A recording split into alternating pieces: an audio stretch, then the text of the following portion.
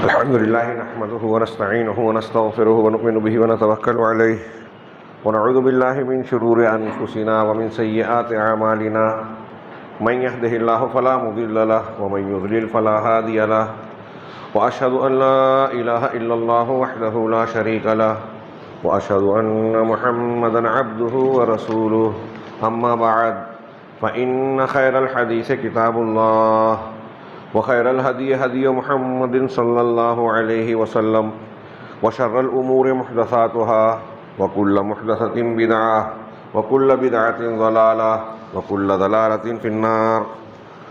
أعوذ بالله من الشيطان الرجيم. بسم الله الرحمن الرحيم. إذ تستغيثون ربكم فاستجاب لكم أني ممدكم بألف من الملائكة مردفين وما جعله الله إلا بشرى ولتطمئن به قلوبكم وما النصر إلا من عند الله إن الله عزيز حكيم. حاضرین گرامی، ہماری گفتگو خطبہ جمعہ میں غزوہ بدر سے متعلق جاری ہے، اور حقیقت میں مقصود صرف واقعہ نگاری، قصہ گوئی نہیں، بلکہ اس ضمن میں ہمارے لیے اپنی زندگی میں کامیابی کے راستے اختیار کرنے کے لیے اللہ تبارک و تعالیٰ نے اس عظیم الشان واقعے کے تناظر میں جو ہدایات دی ہیں اس کو تازہ کرنا ہے. اللہ تبارک و تعالیٰ نے غزوہ بدر کے تناظر میں، جیسا کہ عرض کیا جا چکا کہ سورۃ الانفال نازل کی، اس کا بیشتر حصہ اس غزوے کے واقعات، اس سے متعلقہ امور پر مشتمل ہے، اور اس ضمن میں اللہ تبارک و تعالیٰ نے بڑی عظیم الشان ہدایات اور تعلیمات عطا فرمائی ہیں. ان تعلیمات کا اختیار کرنا ہماری زندگی کے مختلف مراحل میں، جہاں حق اور باطل کا مقابلہ ہوتا ہے، جہاں مسلمانوں کو مختلف قسم کی مخالفتوں کا سامنا ہوتا ہے، وہاں یہ تعلیمات ہماری رہنمائی کا کام کرتی ہیں کہ اگر ہم ان کے تناظر میں اپنا کردار و عمل ڈھال لیویں، اپنے عقیدے اور جذبے کو سنوار لیویں، تو یہ یقینی بات ہے کہ اللہ تبارک و تعالیٰ کی مدد آئے گی. ہم لوگ واقعاتی طور پر غزوہ بدر کے آغاز کا تذکرہ کر رہے تھے کہ دونوں فریق، جناب محمد رسول اللہ صلی اللہ علیہ وسلم کا گروہ یعنی مسلمانوں کا اور مشرکین کا، جب آمنے سامنے ہو گیا، اور اس سلسلے میں ایک اڑیل ضدی قسم کا مشرک اسود بن عبد الاسد یہ مارا گیا. پھر تو اس کے جواب میں کفار مکہ کی طرف سے ایک ہی خاندان کے 3 نمایاں اشخاص جو کمانڈر اور سردار کی حیثیت رکھتے تھے اور معمولی بھی نہیں تھے، جنگی اعتبار سے بھی بہترین شہ سوار، جنگجو اور لڑنے میں ماہر حیثیت رکھتے تھے، یہ نکل کر مسلمانوں کو للکارتے ہیں، جسے عربی زبان میں مبارزت کہا جاتا ہے. یہ جنگ کا ایک طریقہ تھا کہ آغاز سے پہلے ایک آدمی ادھر سے، ایک آدمی ادھر سے، یا 2-4 آدمی ادھر سے نکل کر للکارتے اور سامنے سے آ کر ان چند لوگوں میں مقابلہ ہوتا. اس کے بعد باقاعدہ جنگ کا آغاز ہوتا. عتبہ، شیبہ اور عتبہ کا بیٹا ربیعہ، ولید، عتبہ بن ربیعہ، شیبہ بن ربیعہ اور عتبہ کا بیٹا ولید، یہ تینوں نکلے جو ایک ہی خاندان سے تعلق رکھتے تھے. جناب محمد رسول اللہ صلی اللہ علیہ وسلم اور آپ کے خانوادے یہ قریش سے ہی تعلق رکھنے والے اور ان کی رشتہ داریاں تھیں. اور اس عتبہ کا بیٹا ابو حذیفہ رضی اللہ تعالیٰ عنہ، یہ قدیم الاسلام بھی تھے، مسلمان تھے. بہرحال اس کا تذکرہ گزشتہ ہفتہ ہو چکا کہ مسلمانوں کی طرف سے جب 3 انصاری نکلے تو انہوں نے کہا آپ سے ہم کو کوئی سروکار نہیں، ہمارے اپنے لوگوں کو بھیجا جائے. چنانچہ اللہ کے نبی صلی اللہ علیہ وسلم کے کہنے پر عبیدہ بن حارث، حضرت امیر حمزہ، حضرت علی رضی اللہ عنہم نکلے. اور تینوں نے، میں واقعہ بیان کر چکا ہوں، اپنے اپنے مقابل کو آخر میں عبیدہ کے شکار کو تینوں نے مل کے قتل کیا، اور حضرت عبیدہ بن حارث رضی اللہ تعالیٰ عنہ زخمی ہو گئے، آواز بند ہو گئی. 3-4 دن کے بعد آپ کی شہادت اور وفات ہوئی. اس مبارزت کے بعد یہ جو پہلا واقعہ ہوا، کفار کے لیے بڑی ضرب تھی کہ ہمارے 3 کمانڈر یک بارگی ابتدا ہی میں لقمہ اجل بن گئے. یہ ساری چیزیں، واقعات جو ہے اللہ تبارک و تعالیٰ کی مدد کی قبیل سے ہی ہے. رات میں بارش کا ہونا، مسلمانوں کو اطمینان ہو جانا، دل کا مضبوط ہونا، قدم کے جمنے کے لائق زمین کا ہو جانا، مسلمانوں کا حوصلہ بڑھنا، یہ دیکھنا کہ جناب محمد رسول اللہ صلی اللہ علیہ وسلم ان کو پیشین گوئی کے ذریعے سے تسلی دے رہے ہیں۔ سیہزم الجمع ویولون الدبر، قرآن کی آیت کا یہ ٹکڑا بار بار سنا رہے ہیں کہ عنقریب یہ جتھا ہزیمت و شکست کا شکار ہوگا اور پیٹ پھیر کر بھاگنے پر مجبور ہوگا۔ یہ مسلمانوں کے لیے حوصلہ بڑھانے والی چیزیں تھیں۔ اور پھر اللہ کے نبی صلی اللہ علیہ وسلم اور خود مسلمان اللہ سے دعا کر رہے ہیں، جس کا نقشہ اللہ نے کھینچا، پچھلے ہفتے تذکرہ ہوا، استستغیثون ربکم فاستجاب لکم، جب تم اپنے پروردگار سے فریاد طلب کر رہے تھے اور اللہ نے تمہاری دعا کو قبول کیا۔ معلوم یہ ہوا کہ نبی اور اولیاء کے سردار صحابہ کرام سابقون الاولون، جو صحابہ میں بھی اعلیٰ درجے کے ہیں، اور اہل بدر کا درجہ دوسرے صحابہ کے مقابلے میں اونچا ہے، جیسا کہ اس سے پہلے حدیث بیان کی گئی۔ کہتے جبرائیل علیہ السلام نے اللہ کے نبی صلی اللہ علیہ وسلم سے ایک موقع پر پوچھا، ما تعدون اہل بدر فیکم، اپنے درمیان تم اہل بدر کو کیا شمار کرتے ہو؟ تو آپ نے فرمایا افضل المسلمین، مسلمانوں میں سب سے زیادہ فضیلت والے۔ تو آپ نے حضرت جبرائیل نے کہا کہ اسی طرح فرشتوں میں ان فرشتوں کو فضیلت والا مانا جاتا ہے جو بدر میں شریک ہوئے۔ مبارزت کے بعد کفار جوش میں بھر گئے اور پورے کی پورا لشکر یکبارگی مسلمانوں پر حملہ آور ہو گیا۔ اللہ کے نبی صلی اللہ علیہ وسلم نے مسلمانوں کی صف بندی کے بعد، جنگی ہدایت کے بعد یہ اچھی طرح سمجھا دیا تھا کہ جب تک حکم نہ ملے تم پلٹ کر حملہ نہ کرنا۔ اگر ان کی طرف سے حملہ ہوتا ہے تو اول حکم ملنے سے پہلے تم صرف دفاع کرنا، اپنے تیروں کو ضائع نہیں کرنا، دور رہتے ہوئے دشمنوں کو اپنے ہتھیار کو ضائع نہ کرنا، قریب آ جائیں تب ان پر حملہ کرنا، اور حکم ملنے پر جوابی حملہ کرنا، پہلے دفاع کرنا۔ کفار پاگل ہو کر پورے جوش کے ساتھ مسلمانوں پر یکبارگی حملہ آور ہو گئے۔ مسلمان اپنی جگہ پر کھڑے اللہ تبارک و تعالیٰ سے دعائیں کر رہے ہیں، عاجزی کر رہے ہیں، اور دفاعی پوزیشن میں نبی کریم صلی اللہ علیہ وسلم کے حکم کو بجا لاتے ہوئے اپنی جگہ پر جمے ہوئے ہیں۔ جنگ کے میدان میں بھی ابھی آگے بات آئے گی، اللہ تعالیٰ نے سورہ انفال ہی میں آگے چل کے کہا کہ جب دشمن سے مقابلہ ہو تو اللہ کا خوب ذکر کرو، اور ثابت قدم رہو، جمے رہو، اور اللہ اور اس کے رسول کی اطاعت کرو۔ جب اس آیت پر ہم پہنچیں گے تو یہ میں بتانا چاہوں گا، یہاں اس کا پھر سے ایک مرتبہ ہلکا سا ذکر ہو جائے کہ دنیا کے کسی بھی میدان میں ہمارا کسی سے بھی مقابلہ ہو، اس کے لیے ایک مومن کے لیے کامیابی حاصل کرنے کی خاطر یہ اس کے گر ہیں، نسخے ہیں کہ ہم اللہ کو یاد رکھیں، ذکر کریں، اور حق کے سلسلے میں جمے رہیں، سچائی پر ڈٹے رہیں، پیچھے نہ ہٹیں۔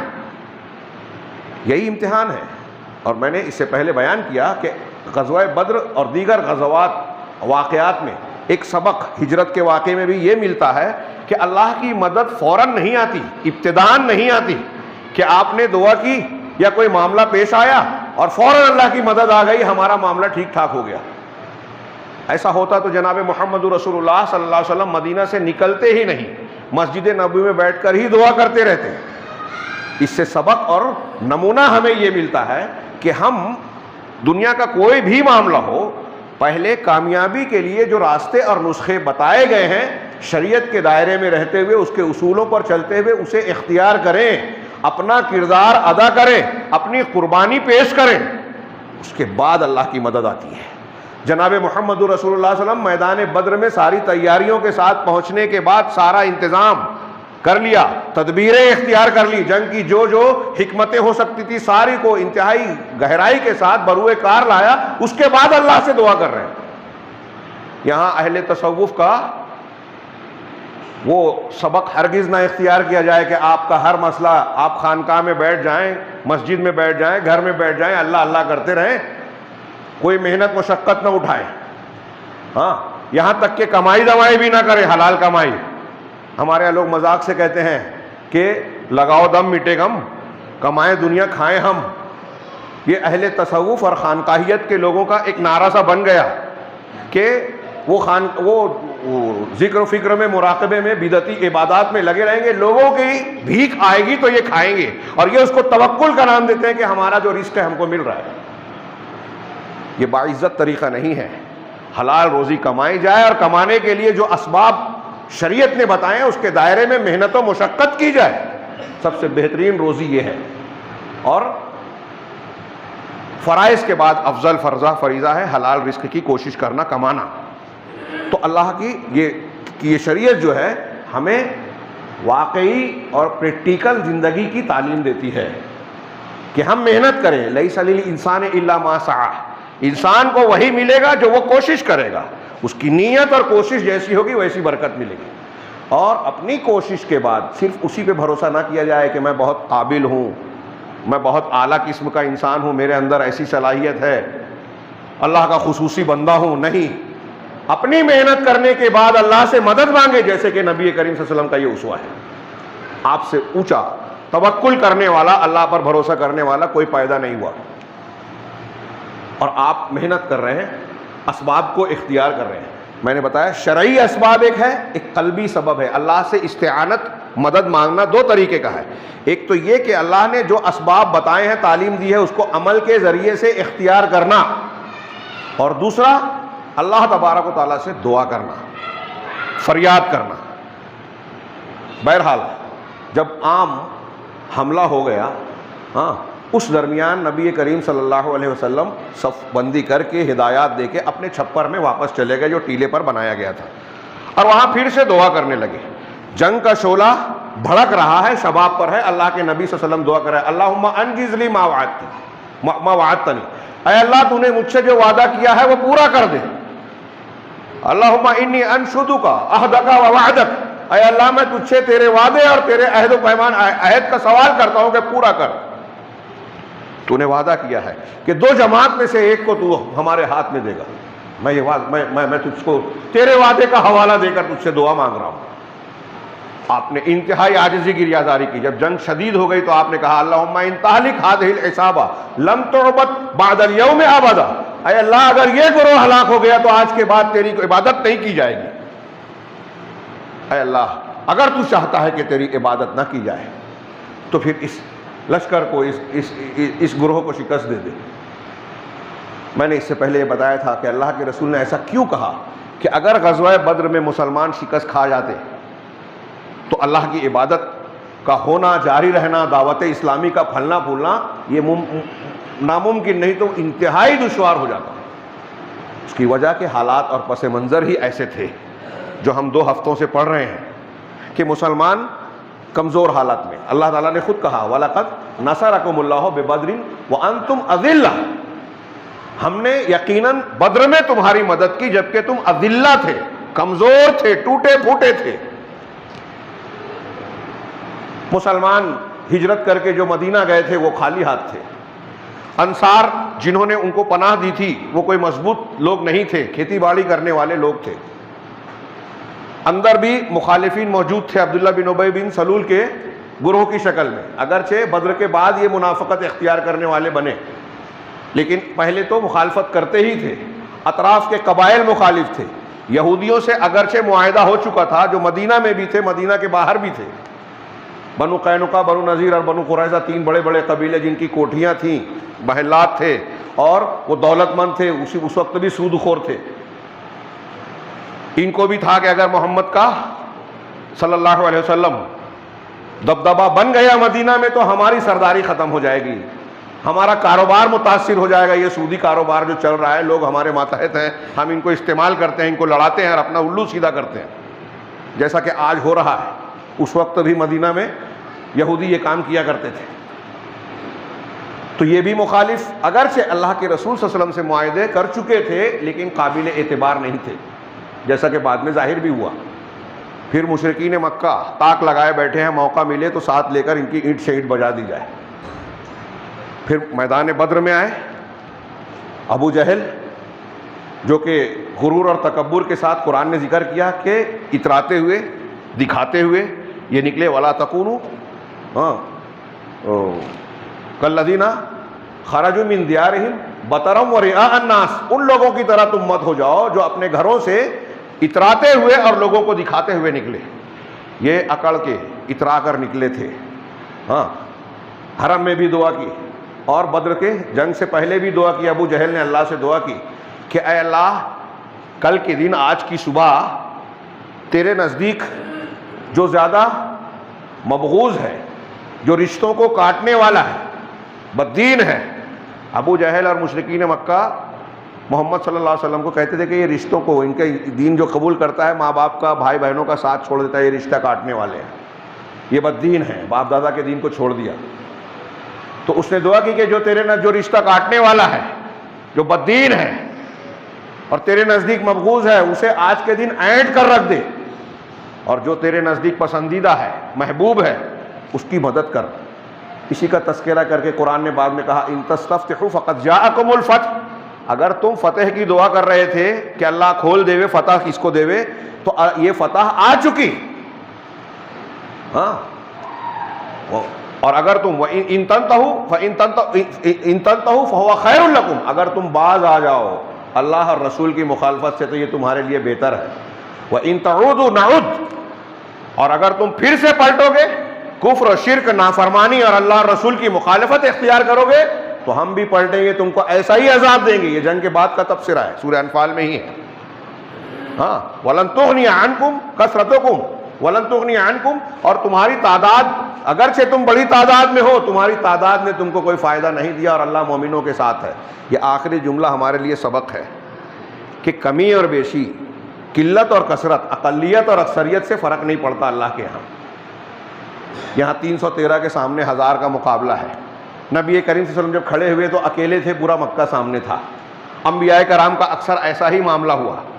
ہمارے اندر عقیدہ کتنا درست ہے، اصول پسندی کتنی ہے، اخلاص اور جذبہ خیر کتنا ہے، اللہ کے لیے مر مٹنے کا ولولہ اور جوش کتنا ہے، اللہ ان چیزوں کو دیکھتا ہے. اور اگر آپ اکیلے بھی ہیں لیکن حق پر ہیں تو پوری دنیا آپ کا بال بیگا نہیں کر سکتی. سیدنا ابراہیم کا واقعہ ہر سال پڑھتے ہیں. پوری قوم مخالفوں کے آگ میں ڈالنے کے لیے گئی، ڈال سکی؟ پوری قوم مل کر گھیر کر اللہ کے نبی صلی اللہ علیہ وسلم کو شب ہجرت قتل کرنا چاہی، قتل کر سکی؟ نہیں، اللہ نے بچایا. غزوہ بدر میں پوری جوش کے ساتھ آئے، اور ابو جہل نے یہ سننے کے باوجود کہ قافلہ بچ نکلا ہے، ہم بدر میں جائیں گے، 3 دن قیام کریں گے، جشن منائیں گے، گانے والیاں ہمارے لیے گائیں گی بجائیں گی، پورے عرب میں ہماری دھاک پھیلے گی. اور یہ خطرہ تھا کہ اگر وہ بدر میں آ جاتے تو نشے اور جوش میں، طاقت کے غرور میں مدینہ کی بھی اینٹ سے اینٹ بجا دیتے، حملہ کر دیتے. اس لیے یہ مقابلہ ناگزیر تھا جو اللہ تعالیٰ نے طے کر دیا تھا. اس کا سورہ انفال میں اس کا بھی ذکر ہے. بہرحال واقعہ یہ ہوا کہ اللہ کے نبی صلی اللہ علیہ وسلم نے خوب گڑ گڑا کر دعا کی، اتنا کہ آپ کی کاندھے سے آپ کی چادر گر گئی. ابوبکر صدیق نے چادر آپ کے کاندھے پہ رکھی اور کہا اللہ کے رسول بس کیجئے. آپ نے اتنی عاجزی، انکساری اور الحاح و اصرار کے ساتھ دعا کی ہے. اللہ تعالیٰ آپ کی دعا کو رد نہیں کرے گا. نبی کریم صلی اللہ علیہ وسلم، جنگ جاری ہے، آپ چھپر میں دعا کر رہے ہیں، آپ پر ایک جھپکی سی تاری ہوئی، اچانک آنکھ کھلی اور آپ پورے نشاط اور خوشی کے ساتھ اٹھے، کھڑے ہوئے. سیدنا ابوبکر صدیق سے کہا کہ دیکھو ابوبکر صدیق، میدان میں یہ جبرائیل علیہ السلام گرد و غبار میں ہٹے ہوئے ہیں، اپنے گھوڑے کی لگام پکڑے ہوئے آگے آگے آ رہے ہیں، ان کے ساتھ ان کا گروہ ہے. یعنی فرشتوں کا نزول شروع ہوا. پھر اللہ کے نبی صلی اللہ علیہ وسلم اپنے چھپر سے باہر نکلے اور بڑی پھرتی سے آپ زرہ پہنے ہوئے ہیں، جنگی لباس پہنے ہوئے. دیکھیے نبی بھی اس اسباب کو اختیار کر رہے ہیں.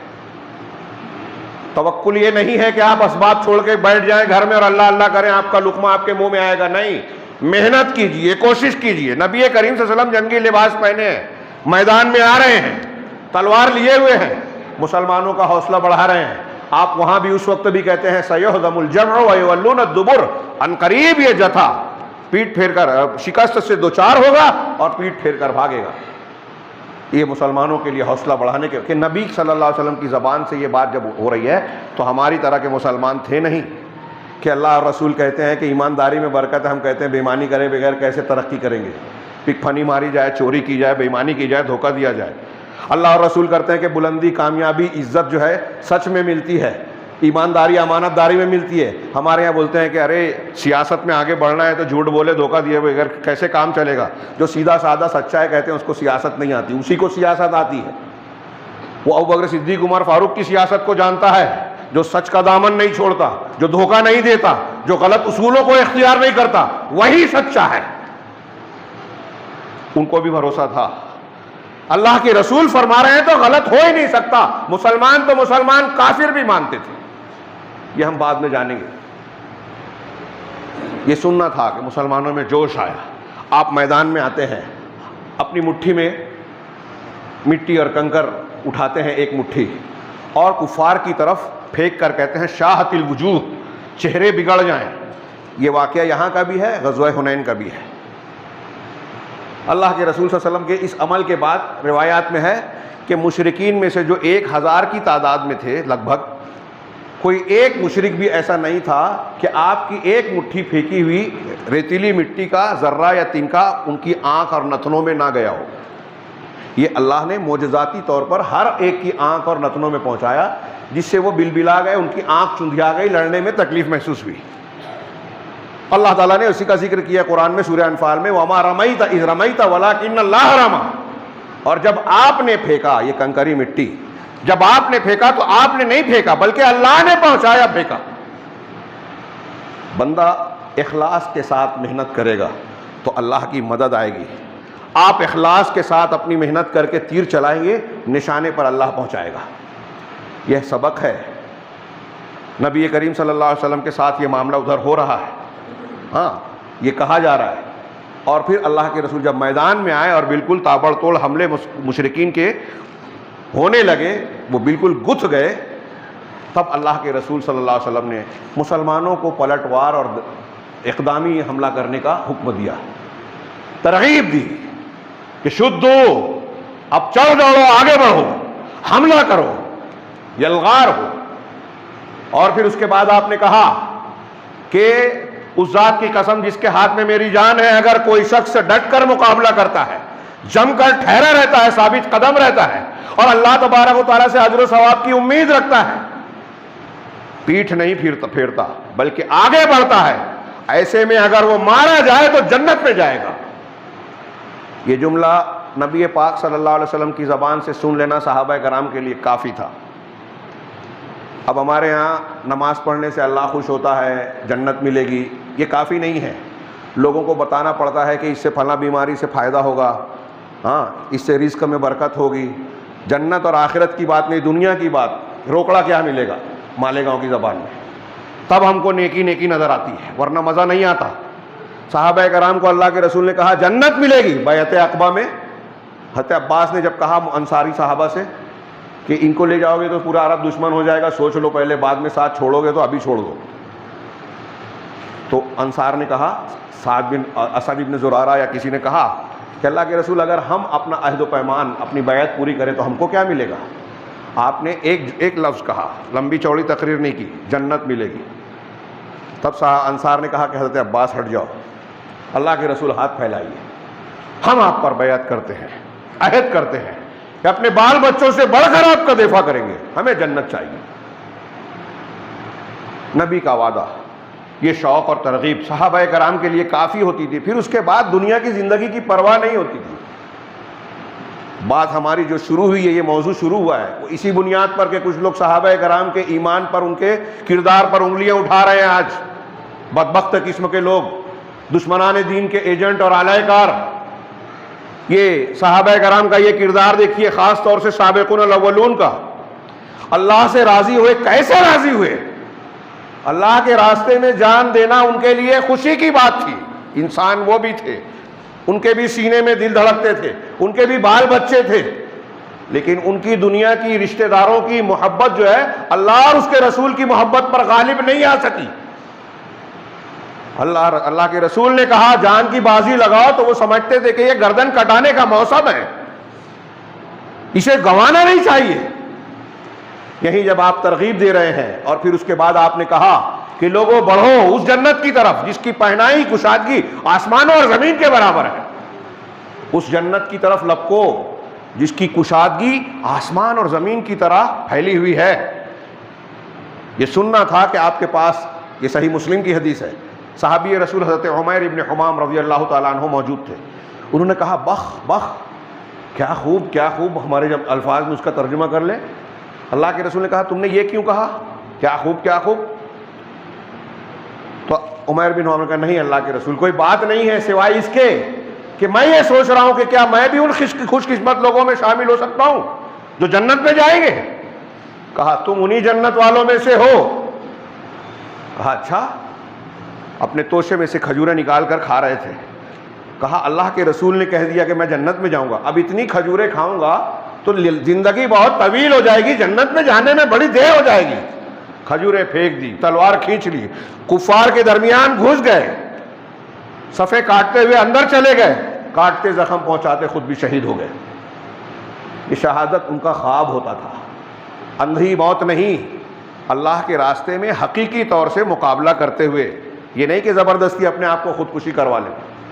ان کے بعد وہیں کھڑے حضرت عوف ابن عفرہ حارث، مشہور خاتون عفرہ کے بیٹے جن کے بھائی نے ابو جہل کو مارا تھا، عوف ابن حارث، انہوں نے آ کے نبی کریم صلی اللہ علیہ وسلم سے پوچھا، اے اللہ کے رسول یہ بتائیے کہ اللہ پروردگار اپنے بندے کی کس ادا سے خوش ہو کر مسکراتا ہے؟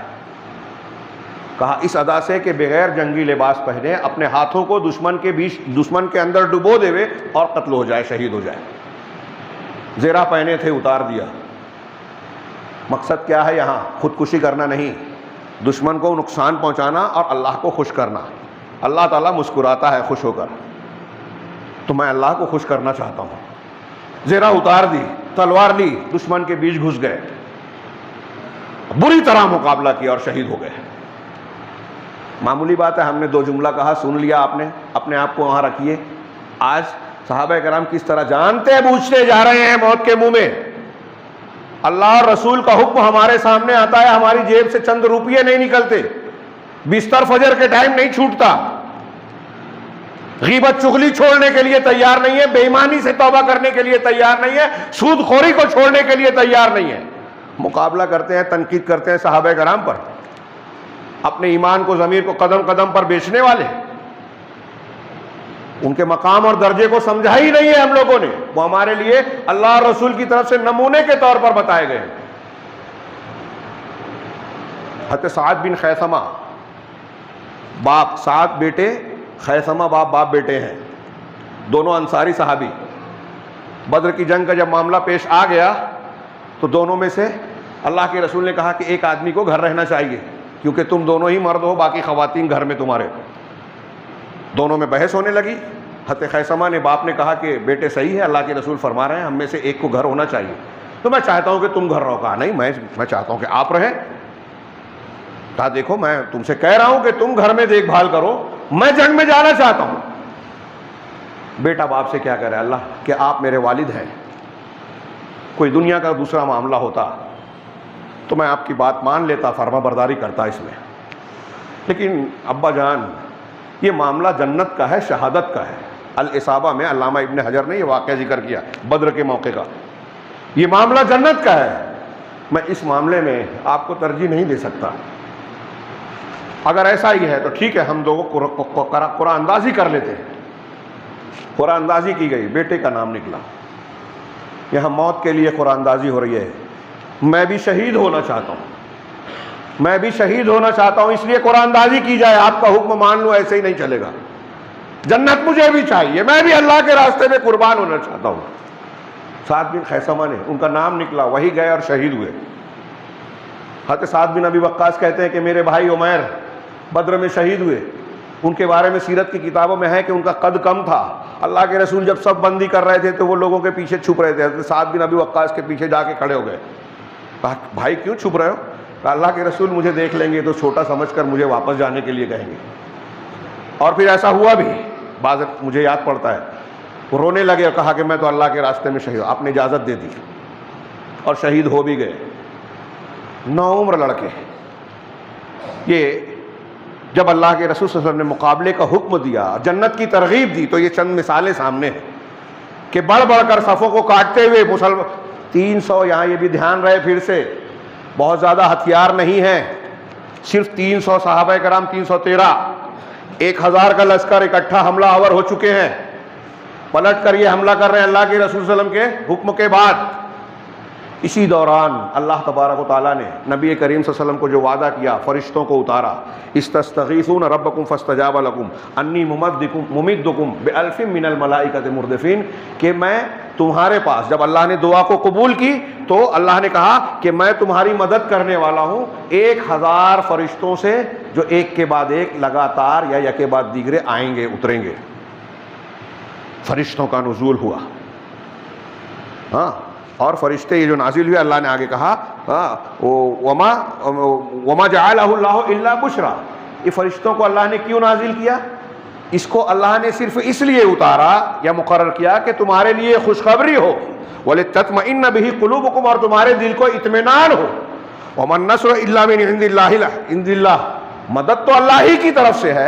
اللہ چاہتا تو فرشتوں کے بغیر بھی تمہاری مدد کر سکتا تھا. اللہ چاہتا تو تمہارے مقابلے کے بغیر بھی دشمن کو ہلاک کر سکتا تھا. لیکن ہر چیز میں اس کی حکمتیں ہیں. فرشتوں پر ایمان ہمارے ایمان کی بنیادوں میں شامل ہے. فرشتے شریک ہوئے. اس سے مسلمانوں کو جب بتایا گیا, اللہ کے رسول کہہ رہے ہیں جبرائیل دیکھو گرد و غبار میں اٹے ہوئے تمہارے ساتھ ساتھ ہیں. یہ مسلمانوں کی تسلی کا سامان, جوش کا معاملہ. ہماری تعداد انسانوں کے اعتبار سے کم ہے, دنیا کے اعتبار سے کبھی کبھی مسلمان سوچتے ہیں نا کہ اگر ہم حق پر ہیں تو اتنے کمزور کیوں ہیں. یہ یہود, یہ نصارہ, یہ کفار, یہ فرقہ پرست لوگ غلط ہیں, ان کے پاس حکومت ہے, طاقت ہے, فوج ہے. آج عدالتوں میں بھی ان کا ہی چل رہا ہے. ثبوت نہ ہونے کے باوجود ان کے مجرمین بم دھماکہ کر کے مسجد کو توڑ کے بھی بے گناہ باعزت رہا, اور مسلمان ایک تقریر کر دے تو اس کو بے گناہ ثابت کرنے میں برسوں اور سالوں لگ جاتے ہیں. یہ ظالمین, یہ اللہ کی حکمت ہے, فتنہ ہے, آزمائش ہے کہ ہمیں اہل باطل طاقتور نظر آتے ہیں. یہی تو ہمارا امتحان ہے. اگر مسلمان طاقتور ہوتے, ہر جگہ ان کی چلتی, تو وہ کافر بھی فوراً مسلمان ہو جاتے کہ ارے طاقت ادھر ہے. جو طاقت کے پیچھے بھاگتے ہیں, اللہ کے لیے قربانی کا جذبہ نہیں رکھتے, وہ تو ایسے ہی چھپ جاتے. منافقین کا یہی تو معاملہ تھا. غزوہ احد کے تناظر میں اللہ نے یہی کہا کہ جو کچے مسلمان پکے مسلمان ہیں وہ چھٹ جائے, الگ ہو جائے. امتحان کی کسوٹی جب آتی ہے قربانی کے موقع پر, معلوم ہوتا ہے کہ کون مخلص ہے کون مخلص نہیں ہے. تو اللہ کہہ رہا ہے کہ فرشتوں کو بھیجا یہ تمہاری تسلی کے لیے, خوشخبری کے لیے. اب اس کا یہ بھی مطلب نہیں جیسا کہ بعض لوگ کہتے ہیں مولانا آزاد وغیرہ کہ فرشتے آئے ضرور تھے لیکن لڑے نہیں تھے. نہیں, فرشتوں نے جنگ میں باقاعدہ حصہ لیا. طبقات ابن سعد میں حضرت اکرمہ کی روایت ہے, وہ کہتے ہیں کہ اس دن, اکرمہ اس وقت تو کافر تھے لیکن بدر والے دن کے بارے میں کہتے ہیں, ابو جہل کے بیٹے, کہ اس دن ہمارے درمیان کے لوگوں کی گردن کٹتی تھی لیکن دکھائی نہیں دیتا تھا کہ گردن کس نے کاٹی. ہاتھ کٹتا تھا, زخم لگتا تھا, پتہ نہیں چلتا تھا مارا کس نے, گرایا کس نے. حضرت ابن عباس رضی اللہ تعالیٰ عنہ کی ایک روایت صحیح مسلم میں ہے, صحیح مسلم کی روایت ہے, کوئی ناپختہ ضعیف روایت نہیں.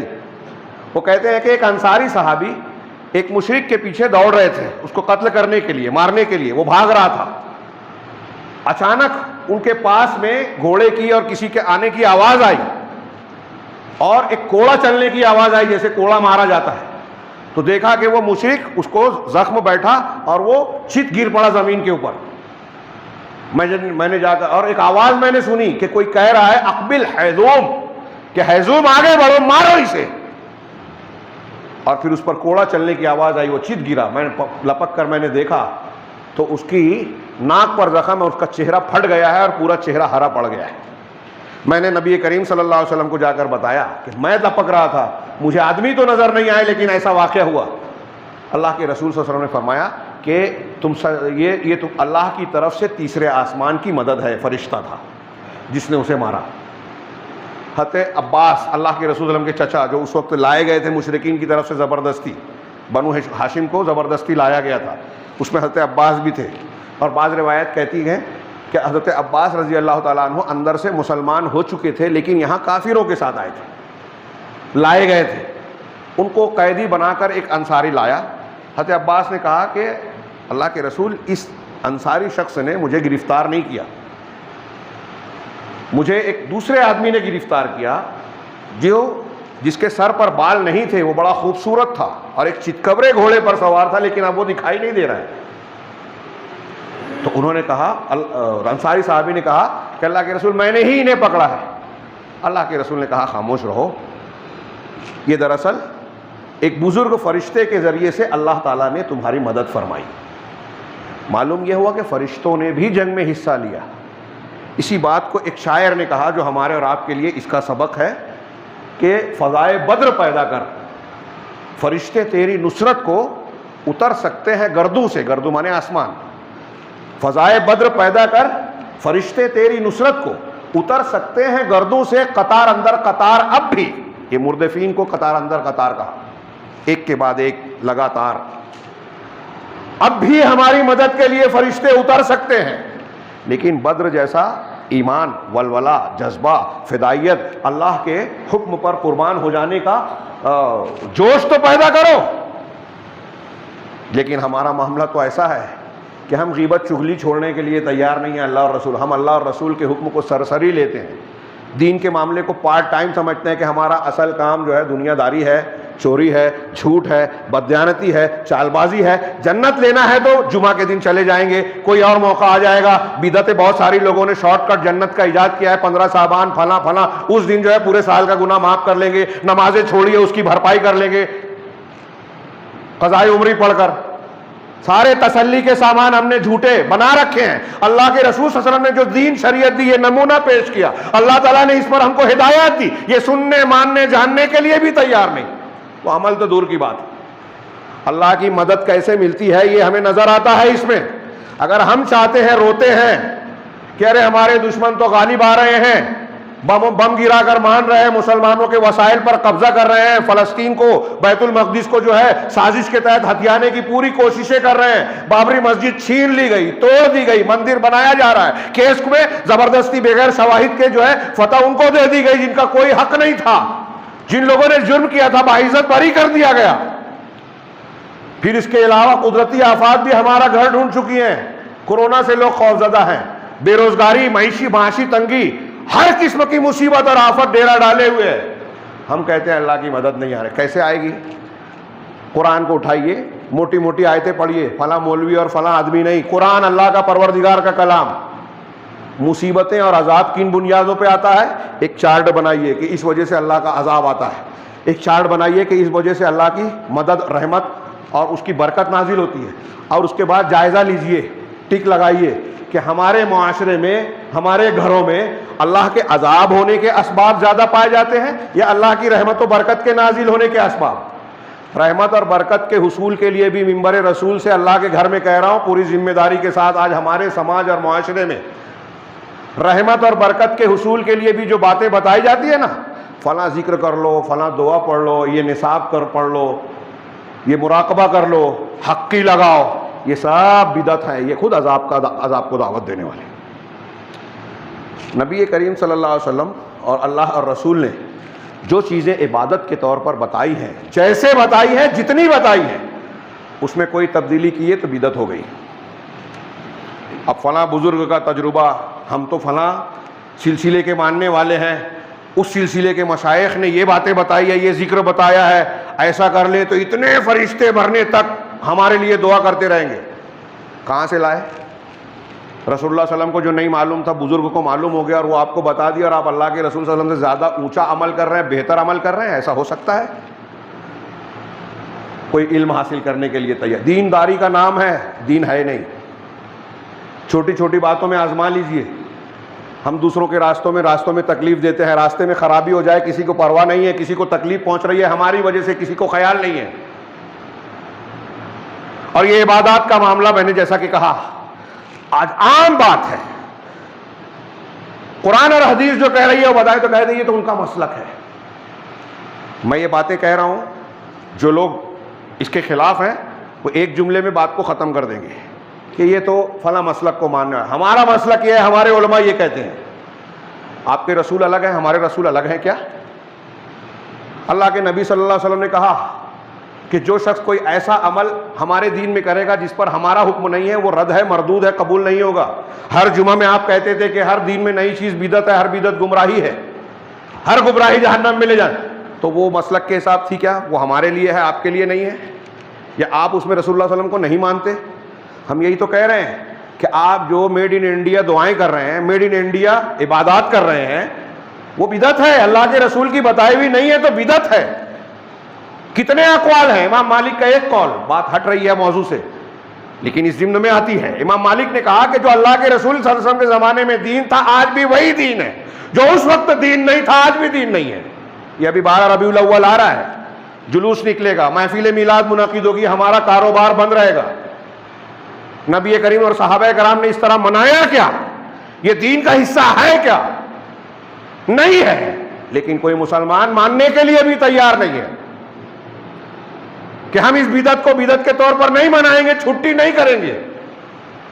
ہے کسی میں جرت؟ ماحول بنائے اس پہ، اس کے لیے لڑے، قربانی دے، کون اس کے پیچھے پڑے گا؟ کس کو فرصت ہے اللہ کے دین کے لیے قربانی دینے کی؟ اپنا کاروبار، بال بچے، کھانا پینا جانوروں کی طرح، ہم کو تو اس کی فکر ہے۔ ایک کافر اور مشرک کی طرح ہماری دنیا کی معراج دنیا ہی ہے۔ بہت اچھا کاروبار ہے تو ہم کامیاب، کاروبار میں پریشان ہے تو ناکام۔ یہ معیار صحابہ کا دین کا نہیں ہے۔ انبیاء کرام علیہ الصلوۃ والسلام دیکھیے کیسی حالت میں ہے۔ غزوہ بدر میں مسلمان ٹوٹے پھوٹے ہیں، لیکن اللہ کے محبوب ہیں، اللہ کی مدد آ رہی ہے، فرشتے نازل ہو رہے ہیں۔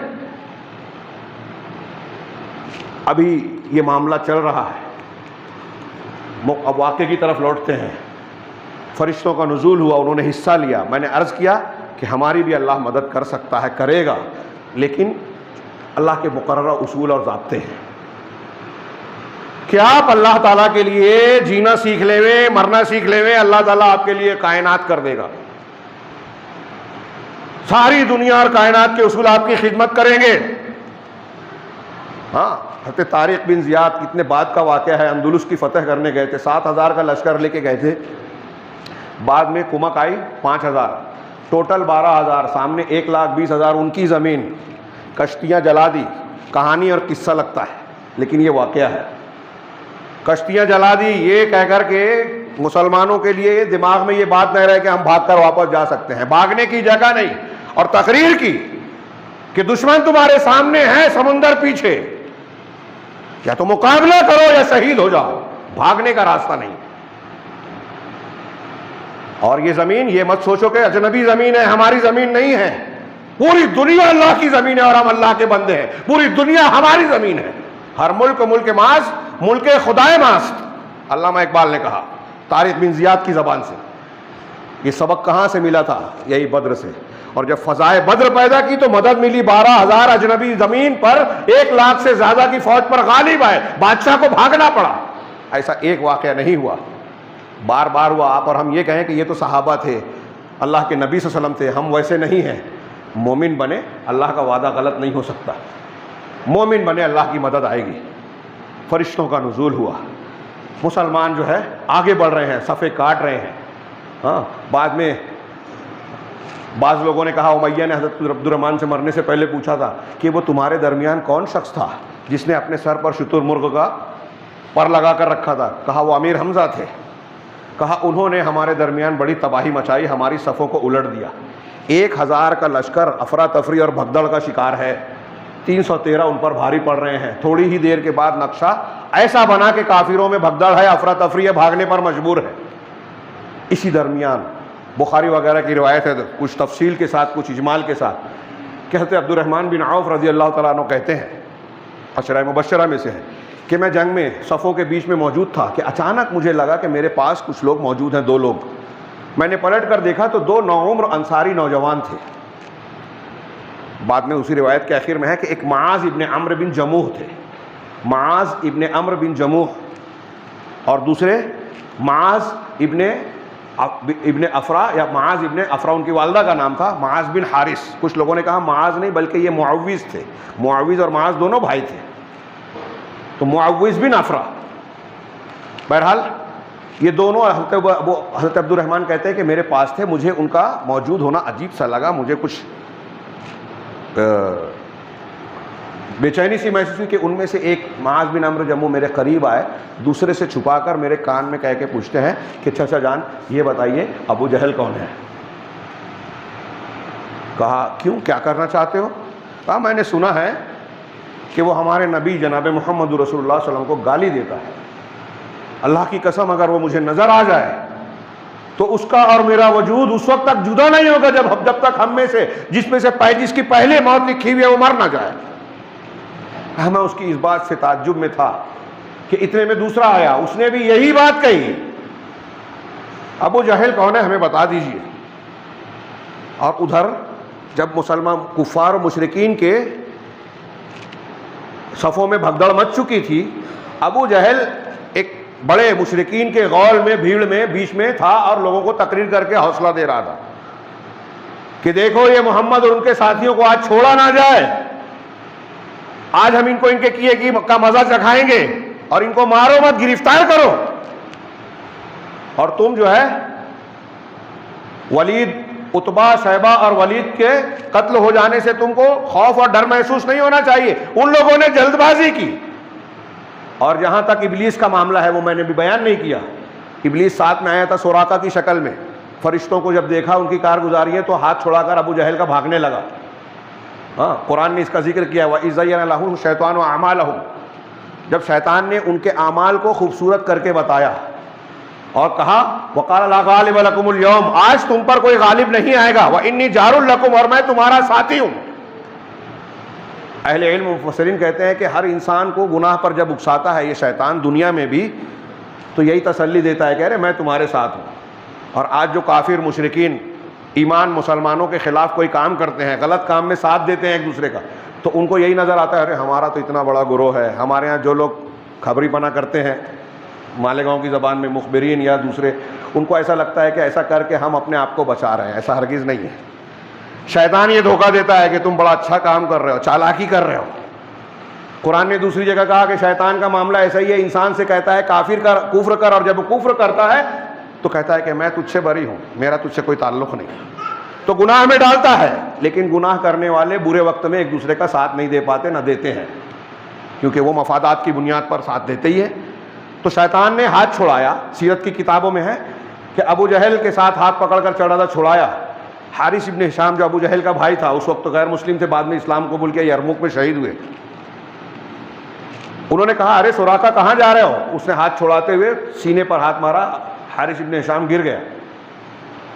تو دوسرے مشرکین نے کہا کہ سوراقہ تم تو کہہ رہے تھے کہ میں تم لوگوں کے ساتھ ساتھ ہوں، آج تم پر کوئی غالب نہیں آئے گا، پھر بھاگے کہاں جا رہے ہو؟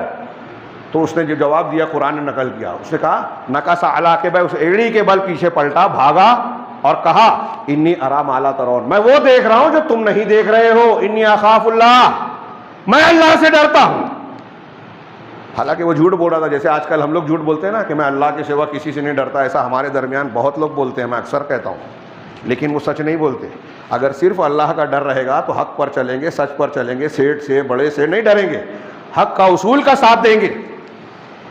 لیکن قدم قدم پر ہم مصلحتوں کا شکار ہے، ارے کون اس میں پڑے، کون فلاں کی برائی مول لے لے ہوئے، شرک بدعت کے خلاف بولیں گے تو لوگ ہماری دشمنی کریں گے، اللہ کے رسول کی سنت پر جاننے کے باوجود عمل کریں گے تو لوگ ہم کو تنگ کریں گے۔ لوگوں کے ڈر سے اللہ اور رسول کی بات نہیں مانتے، تو اللہ سے ڈرتے ہیں کہ لوگوں سے ڈرتے ہیں؟ کہنے والے بہت ہیں، وہی ابلیس کی طرح۔ اللہ کا ڈر اگر کسی کے دل میں حقیقت میں ہوگا تو وہ اللہ کی نافرمانی سے بچے گا، لوگوں کی پرواہ کیے بغیر اللہ کے دین پر عمل کرے گا، اصول کا ساتھ دے گا، صحیح اور غلط میں دیکھے گا تو صحیح والا آدمی اگر کمزور ہے، غریب ہے، چھوٹا ہے، پھر بھی اس کا ساتھ دے گا کہ یہ صحیح ہے، اس کا ساتھ دینے میں اللہ کا حکم ہے۔ لیکن ہمارے ہاں ایک طرف بڑا آدمی ہے، ایک طرف چھوٹا، ساتھ کس کا دیتے ہیں لوگ؟ اگر سیٹ کا دیتے ہیں غلط ہونے کے باوجود، جاننے کے باوجود کہ یہ غلط ہے، جھوٹا ہے، ظالم ہے، پھر بھی ساتھ دے رہے ہیں، تو کس سے ڈر رہے ہیں؟ اللہ سے ڈر رہے ہیں؟ نہیں، اس سے ڈر رہے ہیں، اللہ سے نہیں ڈر رہے ہیں۔ یہ ابلیس نے کہا میں اللہ سے ڈرتا ہوں، تو یہ ڈر کس بنیاد پہ تھا کہ یہ جو فرشتے آ رہے ہیں یہ میرا بھی کام تمام کر دیں گے، اس لیے بھاگا اور جا کے سمندر میں غوطہ لگا دیا۔ وہی شیطان نے بھاگ جانے کے بعد تو ابو جہل اپنے لوگوں کو یہ تسلی دے رہا ہے۔ کئی باتیں باقی ہیں، آج بھی وقت زیادہ ہو گیا ہے، میں اس واقعے پر آج کا خطبہ ختم کروں گا انشاءاللہ۔ ابو جہل نے یہ کہا کہ تم کو تقریر کرتے ہوئے مشرکین کو کہ یہ جو ابلیس نے، سوراقہ نے جو تم کو دغا دے دی اور بھاگ گیا، اس سے بھی تم دھوکہ مت کھاؤ، اس نے محمد صلی اللہ علیہ وسلم، محمد سے ساز باز کر رکھی تھی، ان کی چال تھی۔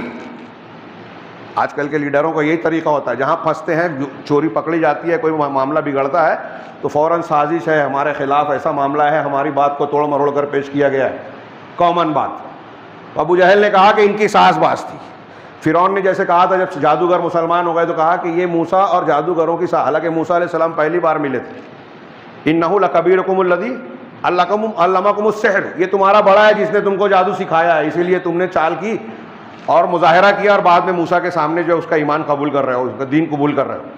تو یہی بات ابو جہل نے کہی، ڈرنا نہیں، گھبرانا نہیں، ان کو پکڑیں گے، گرفتار کریں گے، ان کو ان کے کیے کی سزا دیں گے، زندہ پکڑنا ان کو، کوئی میدان نہ چھوڑے۔ ابو جہل لوگوں کو اکسا رہا تھا اور لوگ کہہ رہے تھے مشرکین کہ ابو الحکم، اس کو ابو الحکم کہا کرتے تھے وہ لوگ، کہ اس کے پاس کوئی پہنچ نہ پائے، تو اس کے گرد جو ہے گھنی جھاڑیوں کی طرح، روایتوں میں ہے کہ گھنی جھاڑیوں کی طرح لوگوں نے تلواروں نیزوں کی باڑ بنا کر رکھی تھی کہ کوئی ابو جہل تک پہنچ ہی نہ سکے۔ لیکن عبد الرحمن بن عوف کہتے ہیں کہ جب مجھے ان دو انصاری صحابہ نے جو بالکل نوخیز نوعمر تھے انہوں نے یہ بات کہی، اور میں ابھی ان کی بات سن کر سوچ ہی رہا تھا کہ سامنے مشرکین کے بیچ مجھے ابو جہل چکر لگاتا ہوا نظر آیا، میں نے کہا دیکھو یہ رہا تمہارا شکار، ابو جہل یہی ہے۔ کہا میری بات سننی تھی کہ دونوں لپک کے آگے بڑھ گئے۔ حضرت عمرو بن جموح جو بعد میں حضرت عثمان غنی کے زمانے میں ان کی وفات ہوئی، وہ کہتے ہیں کہ جب ہم قریب گئے تو دیکھا کہ اس کو گھنی جھاڑیوں کی طرح باڑ میں لوگوں نے گھیر رکھا ہے۔ میں طاق میں لگ گیا، جیسے ہی موقع ملا ہم بیچ سے گھس گئے، اور پہنچتے ہی لپک کر ابو جہل جو گھوڑے پر سوار تھا اس کے پیر کی ایک پنڈلی پر میں نے تیز وار کیا، جس کے اس کی پنڈلی کٹ کر ہوا میں اچھل گئی۔ حضرت معاذ بن عمرو بن جموح رضی اللہ تعالیٰ عنہ کہتے ہیں کہ جو اس کی پنڈلی کٹ کر اڑی تو اس کی مثال تشبیہ میں اسی سے بیان کر سکتا ہوں جیسے کوئی کھجور کی گٹھلی کو موصل سے مارا جائے اور وہ چھٹک کر اڑ جائے، اس طرح اس کی ٹانگ اڑی اور وہ گھوڑے پر سے گر پڑا۔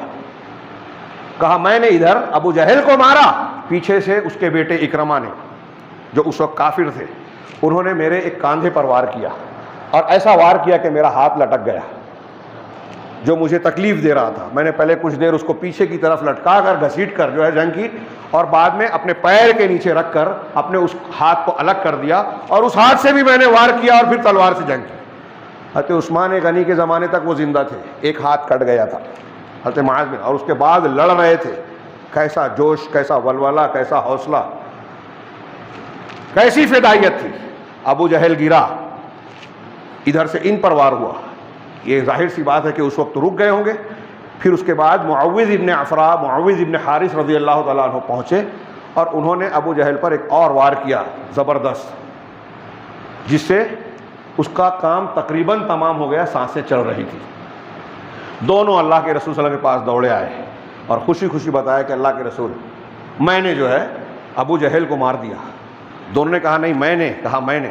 اللہ کے رسول صلی اللہ علیہ وسلم نے پوچھا کہ کیا تم لوگوں نے اپنی تلواریں صاف کر لی ہے؟ کہا نہیں۔ کہا بتاؤ، دونوں کی تلواریں دیکھی، کہا تم دونوں نے مارا ہے ابو جہل کو، تم دونوں نے مارا۔ لیکن بعد میں ابو جہل کا جو سامان ہاتھ آیا تھا مال غنیمت کے طور پر، وہ معاذ ابن عمرو بن جموح کو دی گئی، سوائے تلوار کے وہ حضرت عبداللہ ابن مسعود کو دی گئی۔ جنگ کے بعد اللہ کے رسول صلی اللہ علیہ وسلم نے سوال کیا کہ کون ہے جو مجھ کو ابو جہل کے متعلق خبر دے کہ اس کا کیا انجام ہوا؟ حضرت عبداللہ ابن مسعود نے کہا میں جاتا ہوں اللہ کے رسول۔ وہ گئے میدان جنگ میں تلاش کرنے، یہ بخاری وغیرہ میں بھی موجود ہے، میدان جنگ میں تلاش کرنے لگے تو دیکھا ابو جہل کی کوئی ایک جگہ آخری سانسیں اکھڑی اکھڑی سانسیں چل رہی تھی۔ عبداللہ ابن مسعود رضی اللہ تعالیٰ عنہ گئے اور ڈائریکٹ براہ راست اس کے سینے پر اپنا پیر رکھا اور کہا او کفر کے سردار، کیا تو نے دیکھا کہ اللہ تعالیٰ نے تجھے رسوا کر دیا؟ اس وقت اس کی اکڑ دیکھیے، اللہ کی توفیق سے جو محروم ہوتے ہیں کفر و عناد والے، وہ کیا کہتا ہے کہ اللہ نے مجھے کیا رسوا کیا؟ کیا اس شخص سے بھی زیادہ بلند عزت والا کوئی اور ہے جنہیں تم لوگوں نے مارا ہے؟ اپنے آپ کو کہتا ہے کہ میں اتنا عزت والا ہوں جس کو تم نے مارا ہے۔ اور اس نے کہا کہ مجھے افسوس ہے کہ مجھے کسانوں نے مارا، کاش کوئی دوسرا مارا ہوتا۔ انصاری صحابہ کو کہا کسانوں نے مارا، کاش کوئی دوسرا۔ اور پھر اچانک کہنے لگا او بکریوں کے چرانے والے۔ عبداللہ ابن مسعود مکہ میں بکریاں چراتے تھے، کمزور تھے، ابتدائی دور کے مسلمان تھے۔ کہو بکریوں کے چرانے والے، تو نے بہت اونچی چیز پر پیر رکھ دیا، اوپر چڑھ گیا ہے، بڑی بلندی پر اور مشکل جگہ پر چڑھ گیا ہے۔ حضرت عبداللہ ابن مسعود نے یہ سننے کے بعد اس کو جو ہے اس نے پوچھا کہ یہ بتا ابن مسعود کہ آج جیت کس کی ہوئی ہے؟ حضرت عبداللہ ابن مسعود نے کہا اللہ اور اس کے رسول کی فتح ہوئی، میری اور ہماری نہیں کہا، اللہ اور اس کے رسول کی فتح ہوئی۔ اور پھر جب اس نے کہا کہ تو نے بڑی اونچی چیز پر پاؤں رکھا ہے، تو عبداللہ بن مسعود نے اس کا گردن کاٹی، سر اٹھایا، اللہ کے رسول کے سامنے پیش کیا، کہا اللہ کے رسول یہ ابو جہل، کہا ہاں واقعی، 3 مرتبہ آپ نے کہا ہاں واقعی یہ کفر کا سردار ابو جہل ہے، اور پھر آپ نے دعا پڑھی، ہاں اللہ اکبر، تمام تعریف اللہ کے لیے۔ فتح ملتی ہے تو خوشی کے نشے میں چور ہو کر ہلڑ بازی کرنا یہ قرآن حدیث کی، اللہ کے رسول کی تعلیم نہیں ہے، اللہ کی بڑائی بیان کی، اللہ اکبر، الحمدللہ الذی نصر عبدہ انجز وعدہ ونصر عبدہ وہزم الاحزاب وحدہ، یہ تمام تعریف اللہ کے لیے، اللہ اکبر، تمام تعریف اللہ کے لیے ہے جس نے اپنے بندے کی مدد فرمائی، رسول کی مدد فرمائی، ہاں، اور کیا ہے، تمام دشمنوں کے تمام لشکر کو نصر عبدہ، اپنا وعدہ پورا کیا، اپنے بندے کی مدد کی، اور تمام دشمنوں کو شکست سے دوچار کیا۔ پھر انہوں نے کہا، اللہ کے رسول صلی اللہ علیہ وسلم نے حضرت عبداللہ نے، چلو مجھے اس کی لاش بتاؤ۔ یہ بخاری میں بھی ہے یہ کچھ حصہ، آخری ٹکڑا بھی اللہ کے رسول صلی اللہ علیہ وسلم سے لے جا کر جب ابو جہل کی لاش بتائی گئی تو آپ نے لاش کو دیکھ کے کہا ہاں واقعی ہذا فرعون هذه الامہ او کما قال، آپ نے کہا کہ یہ اس امت کا فرعون ہے۔ بدر میں اس طرح سے بڑے بڑے رؤسا، ابھی وقت زیادہ ہو گیا، کچھ اہم واقعات اور بدر سے نکلنے والے کچھ اہم اصول باقی ہیں۔ ہاں، امیہ بن خلف کا واقعہ، 5 صحابہ نے جو اس میں اپنے رشتہ داروں کو مارا، ان کے واقعات کا چند حصہ یا اشارہ، ایسے کئی پہلو باقی ہیں، وقت کافی زیادہ ہو گیا ہے۔ یہاں میں یہ عرض کرنا چاہتا ہوں کہ یہ پہلا معرکہ تھا اسلام اور کفر کے درمیان، مسلمانوں اور کفار کے درمیان، اور ہم نے 2-3 ہفتوں کے تناظر میں کچھ تفصیل سے یہ بات جانی کہ جس وقت تو مسلمان یہ جنگ کر رہے ہیں، حالات کیسے تھے، پس منظر کیا تھا، کتنی ٹوٹی پھوٹی ہوئی حالت میں تھے۔ ایسے میں مسلمان اگر شکست کھا جاتے تو یہ تو کمزور ہوتے ہی، نیا انسان اسلام قبول کرنے سے گھبراتا، ڈرتا، لوگ دعوت دینے سے ڈرتے، اور کفار و مشرکین کے حوصلے اتنے بلند ہوتے کہ جب چاہتے جس مسلمان کی اینٹ سیٹ بجا دیتے، مدینہ کو خاطر میں نہ لاتے۔